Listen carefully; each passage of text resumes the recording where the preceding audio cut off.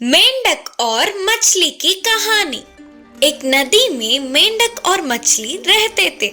वे दोनों ही अच्छे दोस्त थे। उसी नदी में एक कछुआ भी था, लेकिन वह कछुआ बहुत ही झगड़ेलू था। दूसरों की खुशी उसे बिल्कुल भी नहीं भाती थी। उसे मेंढक और मछली की दोस्ती अच्छी नहीं लगी और किसी भी तरह से उन दोनों को अलग करने की उसने ठानी। एक दिन मछली की अनुपस्थिति में मेंढक के पास आकर बोला, ओ मेंढक जीजू, तुम कहाँ और वो मछली कहाँ? तुम तो पानी में और जमीन पर दोनों में ही जी सकते हो। उस मछली की इतनी शक्ति है क्या? ऊपर से वह मछली सबको तुम्हारे बारे में भला बुरा बोल रही है। यह सब बोलते हुए उसे उकसा रहा था और बिल्कुल ऐसे ही मेंढक के अनुपस्थिति में मछली के पास जाकर, ओ मछली मामू, तुम कहाँ और वह मेंढक कहाँ? वह तो इधर उधर के कीचड़ की गंदगी में जीने वाला है। उससे तुम्हारी दोस्ती कैसी? वह तुम्हारे अनुपस्थिति में तुम्हारे बारे में सबको बुरा भला बोल रहा है। तब से तुम्हें देखकर सब हंस रहे हैं। ऐसे इस कछुए के बातों में वह दोनों आ गए। इससे उन दोनों के बीच की दोस्ती बिगड़ी और वह दोनों फिर से अजनबियों की तरह रहने लगे। एक दिन नदी की मछली को खाने के लिए सरस आ रही थी और मेंढक ने उस सरस को देखा। अगर वह चिल्लाता तो मछली वहाँ से निकल जाती, लेकिन उसने नहीं चिल्लाया। दूसरी ओर उसी समय में मेंढक की तरफ एक सांप आने लगी। तभी मछली ने भी उस सांप को देखा। अगर यह भी चिल्लाती तो मेंढक भी बच के भाग जाता, लेकिन इसने भी नहीं चिल्लाया। और क्या था, बस मछली को सरस ने पकड़ लिया और मेंढक को सांप ने पकड़ लिया। ऐसे कछुए के बातों में आने पर दोनों को ही अपने प्राणों को खोना पड़ा। खरगोश में बदलने वाला शेर। एक बड़ा सा जंगल था। उस जंगल का महाराज शेर था, लेकिन ये सभी शेरों की तरह नहीं था। जंगल में सभी जानवरों के साथ अच्छे से रहता था। हर एक जानवर को ना खाते हुए बस भूख मिटाने के लिए ही शिकार करता था। जंगल के सभी जानवर उसे देखकर डर के भाग जाते थे। इसका शेर को बहुत दुख पहुंचता था। उसे भी उनके साथ मिलकर खेलने की, दोस्ती करने की इच्छा होती थी, पर वो गुफा में ही अकेला रह जाता था। उनके साथ मिलकर रहने की सोचा तो वे उसे देखते ही डर के भाग जाते हैं करके शेर को दुख होता था।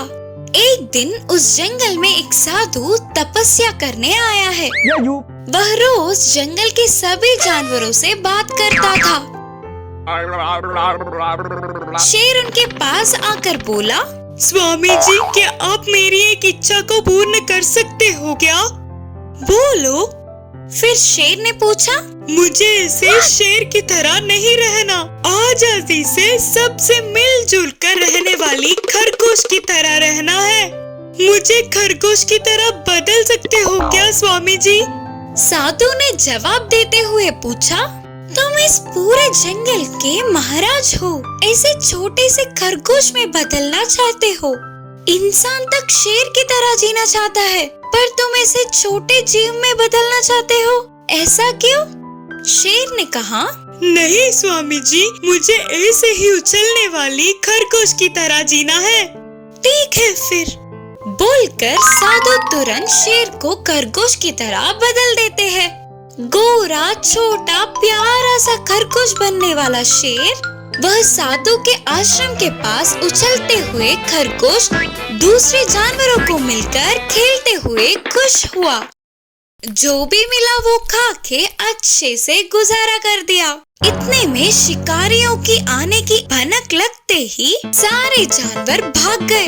कैसे भागना है पता न होने पर खरगोश शिकारी के पकड़ में आ गया। अरे ये तो मस्त है, आज तो मुझे दावत ही है। बोलते हुए बस्ते में डालकर आगे चलने लगा शिकारी। तभी दूसरा जानवर दिखने से उसे शिकार करने के लिए बस्ते को नीचे रखा।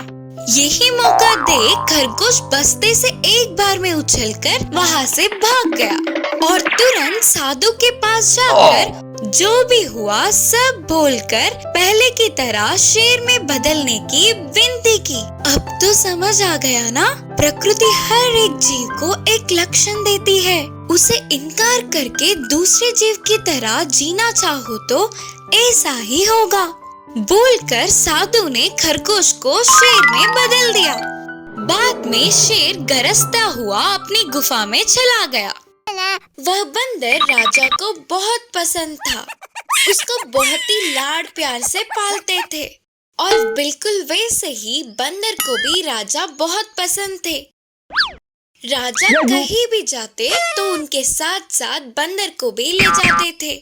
और तो और बंदर को उनके महल में कहीं भी किसी भी कमरे में जाने का छूट दिया। तब मंत्री और बाकी सब ने कहा, बंदर को छूट देना अच्छा नहीं। पर उनकी किसी भी बात पर राजा ने ध्यान नहीं दिया। एक दिन राजा शिकार जाके थक के लौटे और सोने जा रहे थे। तभी राजा ने तुरंत बंदर को बुलाकर उनको सोना है बोल के उनकी नींद को कोई भंग ना करे, इसीलिए बंदर से पहरा देने को कहा। फिर राजा धीरे से गहरी नींद में सो गए और बंदर वही रहकर पहरा देने लगा। तभी एक मक्खी आके राजा के नाक पर बैठ गई। तब बंदर ने मक्खी को भगाने का बहुत प्रयास किया, पर कितना भगाने पर भी मक्खी थोड़ी देर उड़ के फिर आके राजा के नाक पे बैठ जाती थी। आखिर में राजा की नींद भंग ना हो करके एक उपाय सोची और तुरंत बंदर भागते हुए जाके एक चाकू लाके राजा के पास बैठ गई। फिर से मक्खी के राजा के नाक पे बैठते ही जल्दी से चाकू निकालकर मार दिया। बेचारी मक्खी तो उड़ गई। तो तुरंत ही राजा जोर जोर से चिल्लाते हुए नींद से उठे। उन चीखों से मंत्री और बाकी के सभी वहाँ पहुँच के राजा का चिकित्सा करवाए। इस कहानी से हमें यह सीख मिलता है कि मूर्खों को कभी भी छूट नहीं देना चाहिए। मासूम गधा। पल्लेपालम नामक गांव में अच्छैया नाम का भेड़ों का रखवाला रहता था। उसके पास एक गधा भी था। अच्छैया रोज उन भेड़ों को चराने ले जाता था। उधर उन्हें भरपूर घास चरने को मिलता था। उन भेड़ों के साथ ही गधे को भी ले जाता था। भोजन पानी के साथ दूसरे सामान भी गधे से उठवाता था, पर गधे को वह काम करना बहुत मुश्किल लगता था। हमेशा की तरह भेड़ों को चराने ले जाने तैयार होने वाले अच्छैया के पास उसकी पत्नी आकर बोली, है जी, शायद बारिश आने वाली है। बादल छाए हुए हैं ना, लगता है आज भेड़ों को ना ले जाना ही अच्छा होगा। पर पत्नी की बातों को अनसुना करते हुए रोज की तरह ही भेड़ों के साथ गधे को भी पहाड़ी पे ले गया। भेड़ चर रहे थे तो अच्छैया एक पेड़ पे बैठकर देख रहा था। गधा भी थोड़ा दूर खड़ा होकर मालिक को ही देख रहा था। तभी तेज बारिश की खबर लगते ही अच्छैया दौड़ते हुए भेड़ों को लेकर घर के रास्ते निकल पड़ा। पर गधा पेड़ के नीचे ऐसे ही बैठ गया। उसने रोज मालिक के काम करने से अच्छा जंगल में ही रहना ठीक समझा और पहाड़ों से गुजरकर जंगल के अंदर गया। अच्छैया घर पहुंचने के बाद देखा तो गधा उनके साथ नहीं था। अरे रे, बारिश की जल्दबाजी में आने से मैं तो उस गधे को भूल ही गया। बेचारी कहाँ होगी? पत्नी ने समझाते हुए कहा, कहीं नहीं जाएगी, कल आप चराने जाओगे ना, तब ढूंढ लेना। उस दिन रात को अच्छैया को नींद ही नहीं आ रही थी। अगले दिन भेड़ों को चराने ले जाकर गधे के लिए पूरे पहाड़ी पर ढूंढने लगा, पर वो कहीं नहीं मिला। बेचारा गधा शेर या बाघ का शिकार हो गया होगा। बोलते हुए रो पड़ा। जंगल में जाने वाले गधे को वहाँ के हालातों ने डरा दिया। जंगल में नहीं थी ना, इसीलिए और अंदर गए तो कहीं उसे कोई जानवर वार करके मार ना दे करके वो अपने प्राणों को हथेली में रखकर बिताने लगी। ऐसे डरते हुए जीने से अच्छा वापस मालिक के पास जाना ठीक है सोचकर तुरंत ही जंगल से पहाड़ों की तरफ चलती गई। शाम तक गांव में आने वाले गधे को मालिक का घर याद नहीं था। हर एक दिन मालिक के नए काम करने पर रास्ते को भी याद नहीं रख पाई। तभी अचानक एक घर से इस गधे को मैं नहीं देख सकता बोलते हुए बड़ी आवाज आई।